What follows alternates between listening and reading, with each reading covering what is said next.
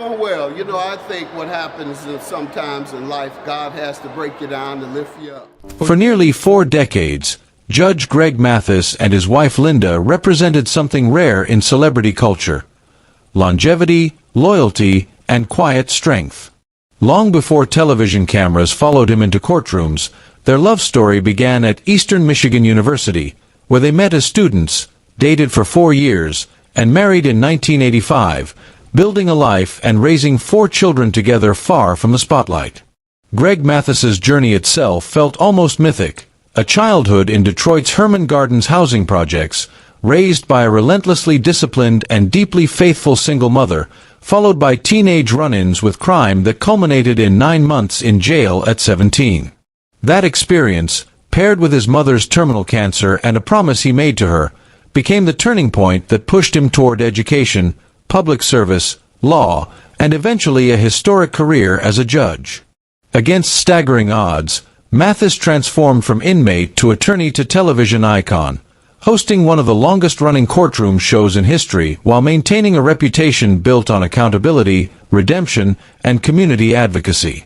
4 years, his marriage to Linda appeared just as steady as his professional rise, often held up as an example of black love, stability, and partnership, especially when viewers were invited into their home through the reality series Mathis Family Matters, which emphasized growth, discipline, and emotional responsibility rather than chaos. That's why the sudden announcement in 2024 that Linda had filed for divorce after nearly 40 years together shocked fans and ignited speculation. The internet rushed to fill the silence with rumors of infidelity and secret children, but no evidence ever surfaced. Eventually, Mathis addressed the situation himself, taking responsibility not for betrayal, but for neglect, admitting that his relentless schedule, constant travel, and prioritization of work had slowly pushed his marriage into emotional distance. He acknowledged that even without cheating, absence can erode trust, and that his lifestyle made doubt understandable. What followed was not a dramatic public feud but a painful reckoning, one that unfolded quietly as the couple separated briefly and began doing the difficult internal work required to rebuild. By late 2024, Mathis confirmed that reconciliation was underway, and by 2025, public moments, shared kisses, affectionate videos, and a candid joint interview made it clear that something real had shifted. Linda explained that filing for divorce wasn't an act of anger but self-preservation, a necessary step toward reclaiming her own well-being after years of carrying emotional weight.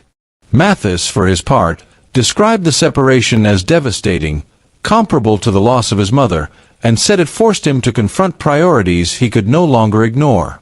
Together, they rebuilt not by pretending the cracks never existed, but by facing them directly, rediscovering each other with intention, humility, and effort.